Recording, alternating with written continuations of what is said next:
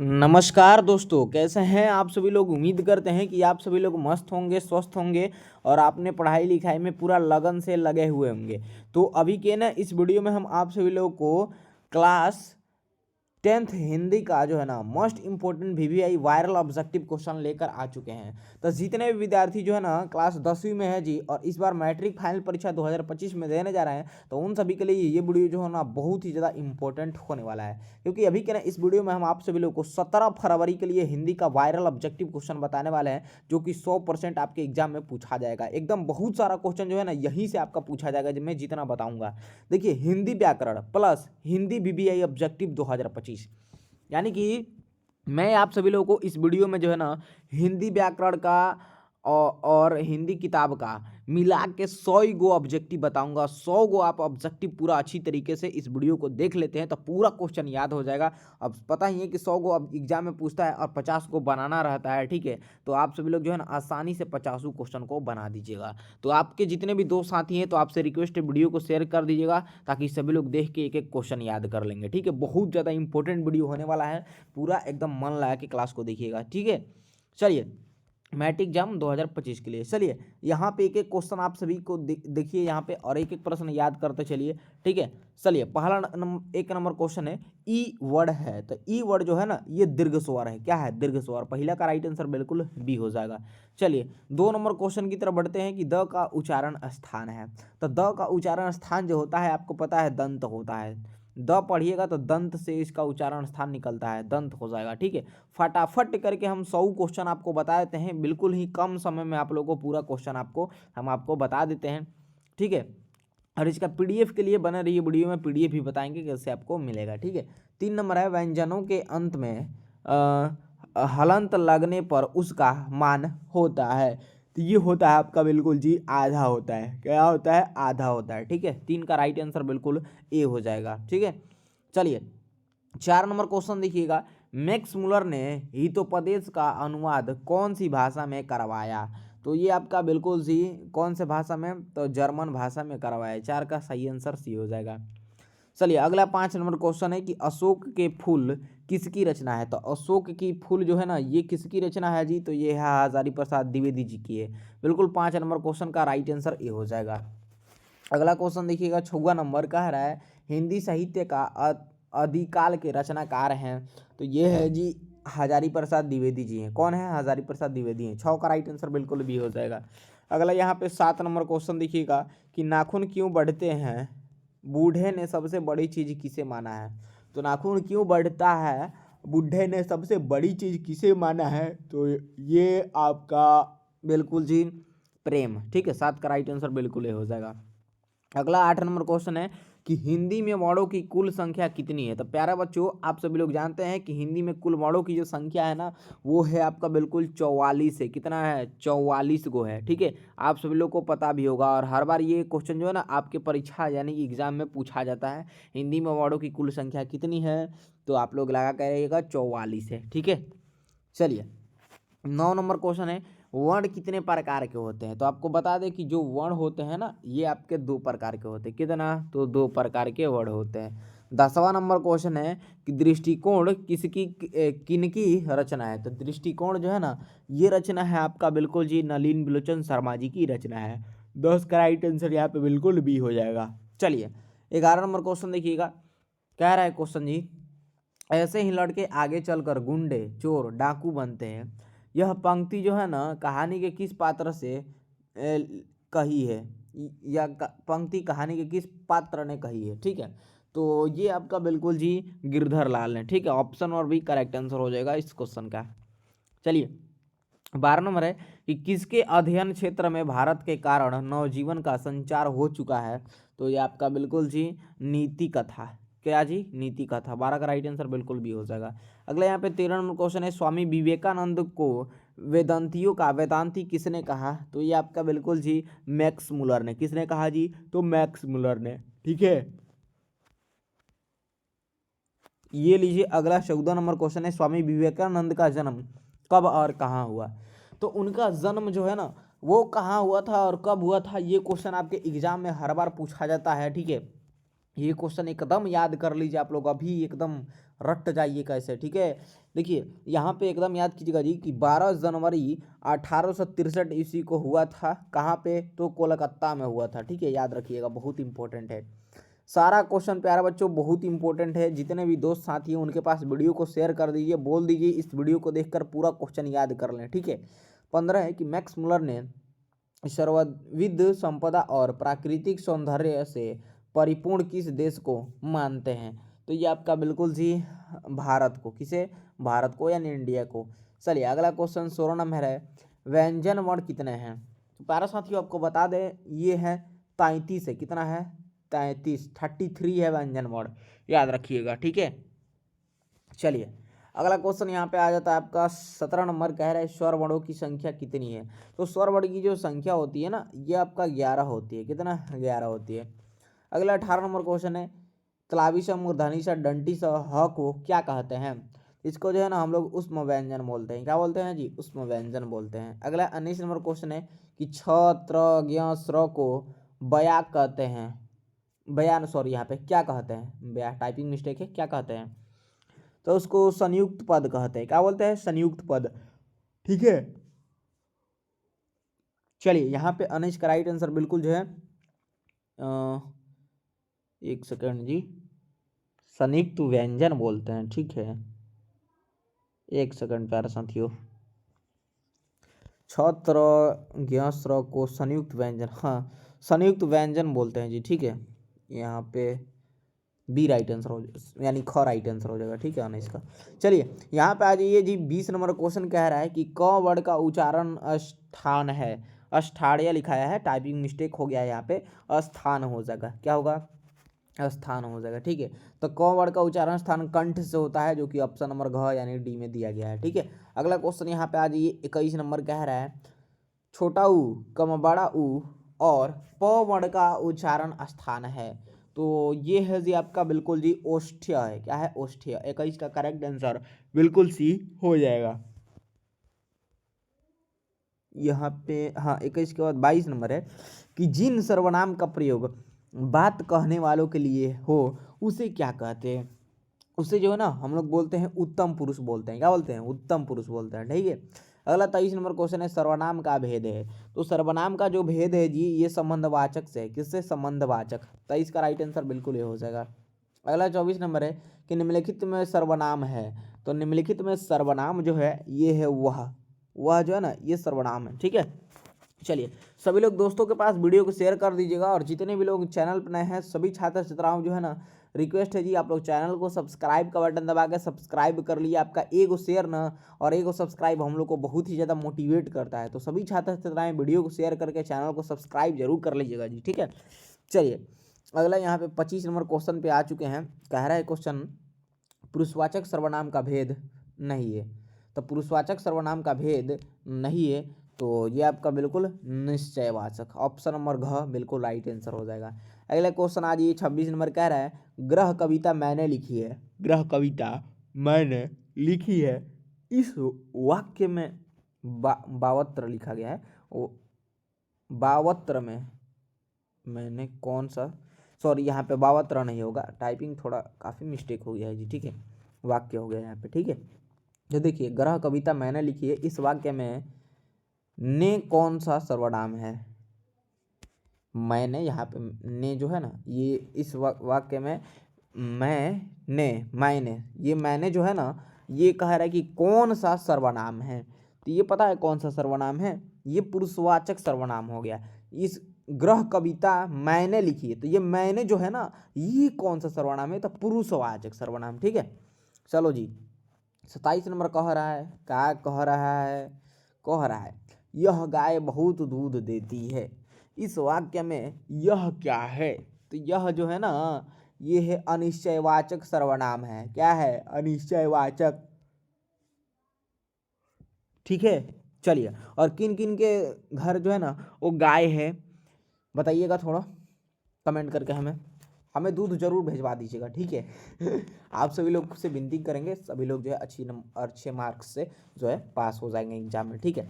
चलिए अगले प्रश्न की तरफ बढ़ते हैं प्यारे साथियों। क्वेश्चन क्या रहा है सर्वनाम के कितने भेद हैं? तो प्यारे साथियों सर्वनाम के जो भेद हैं जी ये 6 गो भेद होते हैं, ठीक है, आपको पता ही है। बहुत इजी इजी क्वेश्चन जो है ना आपके एग्जाम में पूछा जाता है हिंदी में, ठीक है। तो जितना क्वेश्चन आपको पढ़ा रहे हैं बता रहे हैं सारा क्वेश्चन एकदम याद कर लीजिए, रट जाइए, कैसे भी एग्जाम बहुत करीब है जी। और मन लगा के आप लोग घर पे एकदम पढ़ाई कीजिए। कमेंट करके बताइए कितना घंटा आप लोग पढ़ते हैं, ठीक है। 29 है, अनुभव का विशेषण है, अनुभव का विशेषण अनुभवी हो जाएगा, ठीक है। 30 है, गुणवाचक विशेषण है, तो गुणवाचक विशेषण जो है ये है अच्छा, ठीक है। अगला 31 नंबर है कि निम्नलिखित में से विशेषण का भेद नहीं है, तो विशेषण का भेद नहीं है जी, ये है गुणवाचक। 31 का राइट आंसर बिल्कुल ए हो जाएगा। नेक्स्ट 32 नंबर है कि विशेषण की विशेषता बतलाने वाले शब्द को क्या कहते हैं? तो इसको जो है ना हम लोग प्रविशेषण बोलते हैं, प्रविशेषण, ठीक है। अगला क्वेश्चन 33 नंबर है कि परिमाणवाचक विशेषण है, तो परिमाणवाचक विशेषण जो है ये है आपका बिल्कुल थोड़ा सा, क्या है जी, थोड़ा सा, ठीक है। अगला क्वेश्चन देखिए 34 है कि किस शब्द का रूप कभी नहीं बदलता है उसे कहते हैं? उसे जो है ना हम लोग बोलते हैं जी अवयव बोलते हैं। क्या बोलते हैं? अवयव, अवयव याद रखिए, ये भी क्वेश्चन पूछा गया है बहुत बार आपके परीक्षा में, ठीक है। चलिए 35 है कि जिस समास में दोनों पदों की प्रधानता होती है उसे कहते हैं, तो उसे जो है हम लोग बोलते हैं नन्न बोलते हैं, नन्न, ठीक है। 35 का बिल्कुल करेक्ट आंसर आपका यहाँ पे बी हो जाएगा, ठीक है। मतलब एक सेकंड, यहाँ पे क ख ग घ जो लिखा गया है ना ये ऑप्शन ये थोड़ा इधर उधर हो गया है। तो जिस समास में दोनों पदों की प्रधानता होती है उसे हम लोग द्वंद्व समास बोलते हैं। क्या बोलते हैं? एक सेकंड, एक सेकंड, जिस समास में दोनों पद प्रधान हो उसे हम लोग द्वंद्व समास बोलेंगे, ठीक है। हाँ चलिए एक सेकंड, थोड़ा सा इसमें कन्फ्यूजन हो रहा है जी, देख लीजिएगा, द्वंद्व ही ना बोलते हैं, ठीक है। थोड़ा सा ये नहीं कि आप लोग ये वो कमेंट करने लगे। प्यारा साथियों 35 नंबर क्वेश्चन का आंसर आप लोग थोड़ा सा देख लीजिएगा, अभी थोड़ा कन्फ्यूज हो रहे हैं, लेकिन हमें लगता है द्वंद्व हो जाएगा, ठीक है। आप लोग एक बार कमेंट करके जरूर बताइएगा कि इस क्वेश्चन का यानी 35 नंबर क्वेश्चन का क्या आंसर होगा, द्वंद्व होगा या नन होगा या तत्पुरुष होगा या दिग्गु होगा। एक बार कमेंट करके हमें जरूर बताइएगा, ठीक है। थोड़ा सा कन्फ्यूज हो रहे हैं, खैर कोई बात नहीं। अगला क्वेश्चन देखिए कह रहा है काल के कितने भेद हैं जी? तो आपको पता है कि काल के 3 गो भेद होता है, ठीक है। वर्तमान काल, भूतकाल, भविष्य काल, ठीक है। 3 गो भेद होते हैं, ठीक है। अगला 37 नंबर है कि भूतकाल के कितने भेद हैं? तो भूतकाल के जो भेद है ना ये आपका कितना है? तो ये आपका 6 गो है ना। भूतकाल के कितने भेद है? 6 भेद, हाँ ठीक है।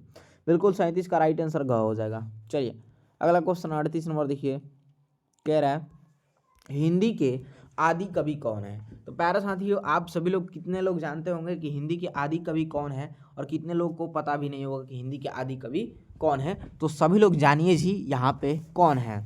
चलिए ये है जी आपके सरहपाद है। कौन है? सरहपाद, ठीक है, याद रखिएगा, एग्जाम में कई बार पूछा गया है। 39 है गुप्त काल से किस लिपि का संबंध है? तो गुप्त काल से कौन सा लिपि का संबंध है? ब्राह्मी लिपि का, ठीक है। 40 नंबर क्वेश्चन देखिए, विजयनगर के राजाओं के लेखों की लिपि को क्या नाम दिया गया है? तो ये नाम दिया गया है आपका नंदी नगरी लिपि नाम दिया गया है, ठीक है। 40 का राइट आंसर बिल्कुल सी हो जाएगा। सब लोग वीडियो को शेयर कर दीजिए जी, जितने भी छात्र छात्राएं देख रहे हैं आप देख लीजिए, दूसरों को भी शेयर कीजिए ताकि सबका हेल्प ज़रूर हो जाएगा, ठीक है। क्योंकि एग्ज़ाम करीब है, सभी लोगों को अच्छे तरीके से जो है ना पढ़ाई नहीं हो पाता है, तो शेयर कर दीजिए ताकि जो है ना अच्छी तरीके से देख के याद कर ले, ठीक है। चलिए बहुत लोग क्या करता है कि एग्ज़ाम करीब है, अब क्या होगा, पढ़ें क्या, बस पास हो जाना है, लेकिन नहीं, पढ़िएगा तभी ना होइएगा पास। तो एग्ज़ाम करीब है जी, आप लोग पढ़ाई पे ज़्यादातर ध्यान दीजिए, ठीक है।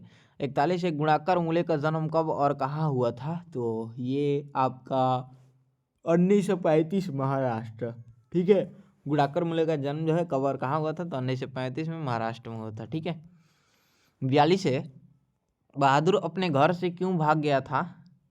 तो आपको पता भी होगा जी कि वो अपनी माँ के मार के कारण भाग गया था। 42 का राइट आंसर सी हो जाएगा। 43 है बहादुर का पूरा नाम क्या था जी? तो पूरा नाम उसका दिल बहादुर था, जो कि ऑप्शन नंबर डी में यहाँ पे दिया गया है, ठीक है। अगला क्वेश्चन आया था 44 नंबर, कह रहे हैं नेपाल में नौकरी को क्या कहकर संशोधित करते हैं? तो नेपाल में नौकरी को क्या कहकर संशोधित करते हैं? तो बहादुर। नेपाल में नौकरी को, एक सेकंड, क्या कहकर संशोधित करते हैं बहादुर।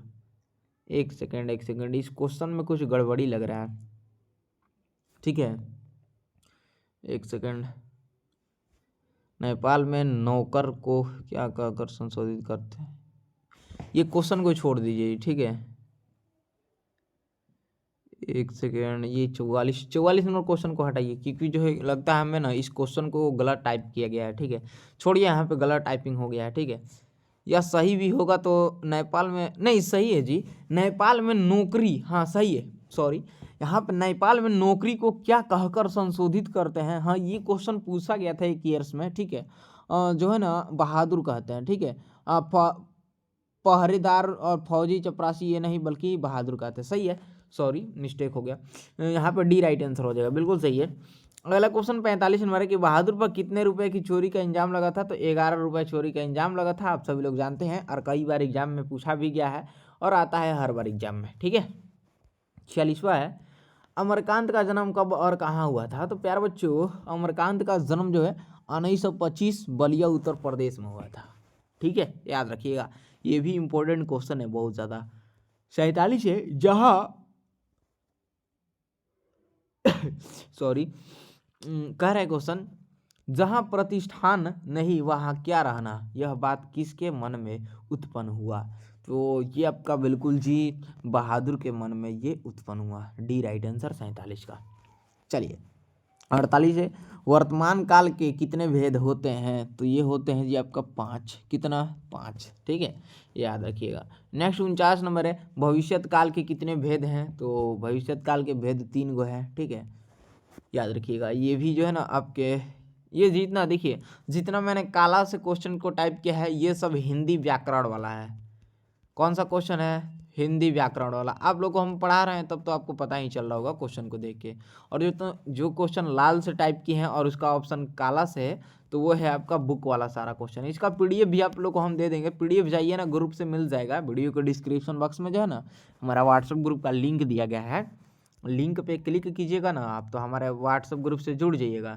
ग्रुप में जुड़ जाइएगा तो आपको हम पीडीएफ जो है वहाँ से भेज देंगे, तो आपको आराम से मिल जाएगा, ठीक है। तो सभी बच्चे और बच्चियाँ व्हाट्सएप ग्रुप से जरूर जुड़ जाइएगा, डिस्क्रिप्शन में लिंक है, ठीक है।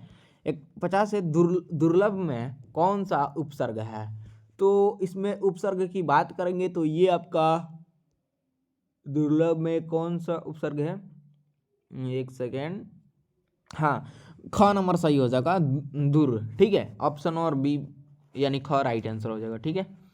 51 है, अधर्म में कौन सा उपसर्ग है, तो अधर्म में उपसर्ग की बात करें तो अ हो जाएगा, क्या होगा, अ हो जाएगा, क्योंकि आपको पता है उपसर्ग जो होता है वो शब्द के क्या होता है, वो शब्द के पहले जुड़ता है, पहले, और जो प्रत्यय होता है यहाँ पे प्रत्यय रहता है ना, तो वो शब्द के लास्ट में जुड़ता है, याद रखिएगा इस चीज़ को, आपको पता भी है 90 से पढ़ते आ रहा है। तो अधर्म में देखिएगा अ पहले है, तो ये आपका बिल्कुल उपसर्ग हो जाएगा।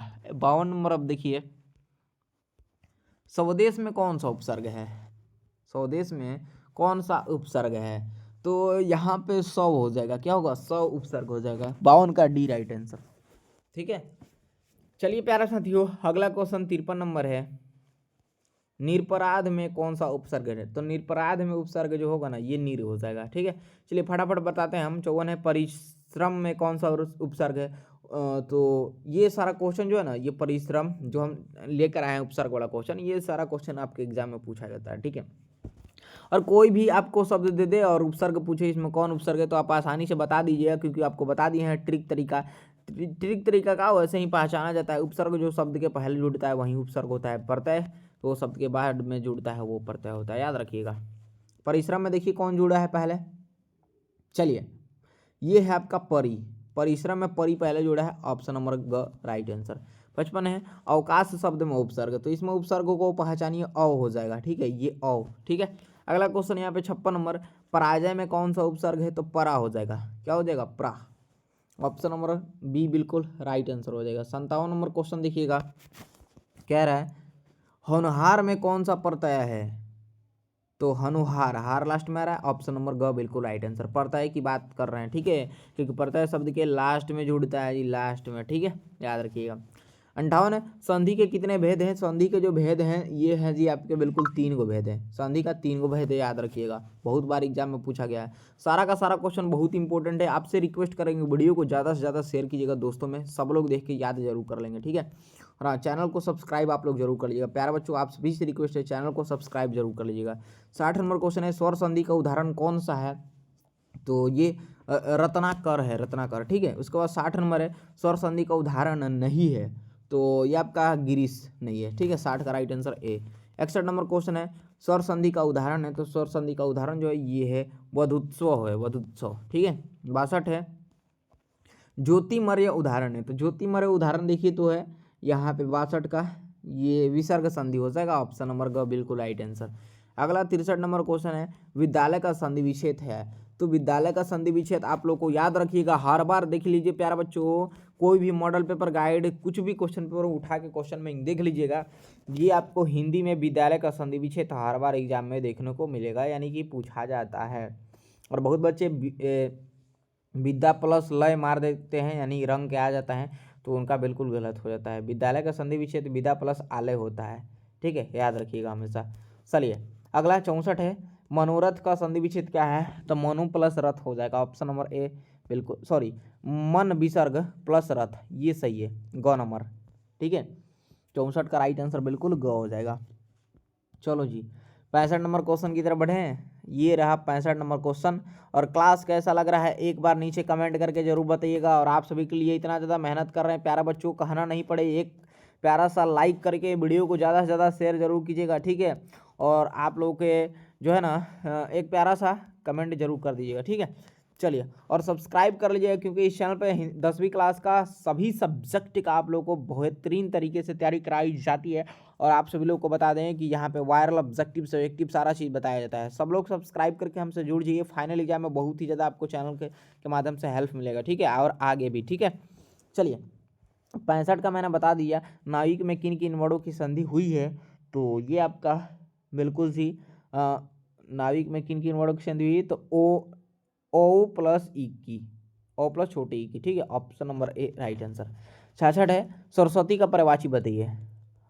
सरस्वती का पर्यायवाची जल्दी से आप लोग बताइए, तो शारदा हो जाएगा, क्या होगा, शारदा, ठीक है। अगला 67 है, सूर्य का पर्यायवाची बताइए, तो सूर्य का पर्यायवाची जो होगा ये भानु हो जाएगा, ठीक है जी। चलिए 68 है, शासक का पर्यायवाची बताइए, तो शासक का पर्यायवाची यहाँ पे होगा शासनाध्यक्ष हो जाएगा, 68 का राइट आंसर ग हो जाएगा। 69 है, नयन का पर्यायवाची शब्द क्या है, तो नयन का पर्यायवाची जो होगा ना जी, ये होगा आपका बिल्कुल चश्रु हो जाएगा, ठीक है,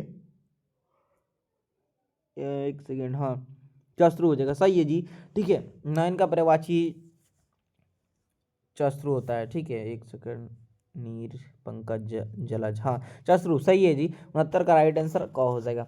70 नंबर क्वेश्चन है, प्यारा साथियों, जितने भी लोग वीडियो देख रहे हैं जी, सब लोग वीडियो को लाइक कर दीजिए आप लोग, और 70 का आंसर बताइए, निम्न में कौन शुद्ध वाक्य है।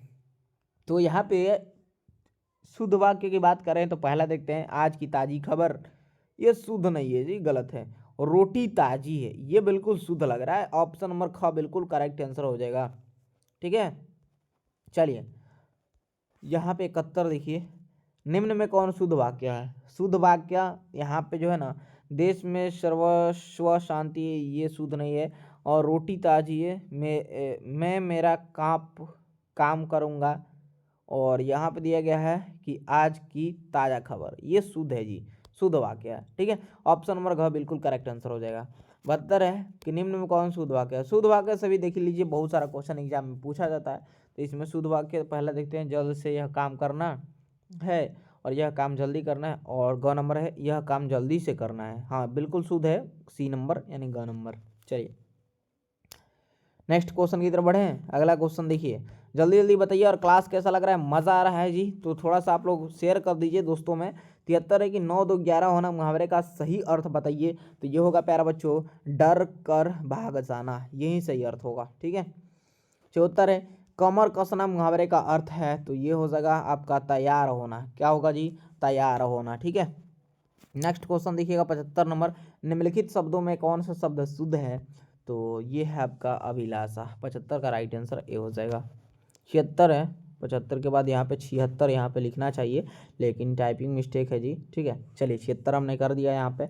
और कह रहे क्वेश्चन, एक सेकेंड, हाँ, निम्न में कौन शुद्ध शब्द है। ठीक है, खैर 75 ही लिखा गया है। खैर कोई यहाँ हम नंबर से हमको का लेना है जी, बस क्वेश्चन देखना है। ठीक है, नंबर से का लेना है देना है कि 20 लिखा है 25 लिखा है। ठीक है, अब टाइपिंग मान ली मिस्टेक हो गया, नंबर से आप लोग पढ़ा जाता है जी बस। हाँ, क्वेश्चन हमें याद करना है, बस बात खत्म। कह रहा है कि निम्न में से कौन शुद्ध शब्द है। तो यहाँ पे शुद्ध शब्द की बात करेंगे, ये न्यायाधीश हो जाएगा 75 का ए राइट आंसर। ठीक है, अगला क्वेश्चन यहाँ पे देखिए जी, 76 नंबर है कि निम्न में कौन शुद्ध शब्द है।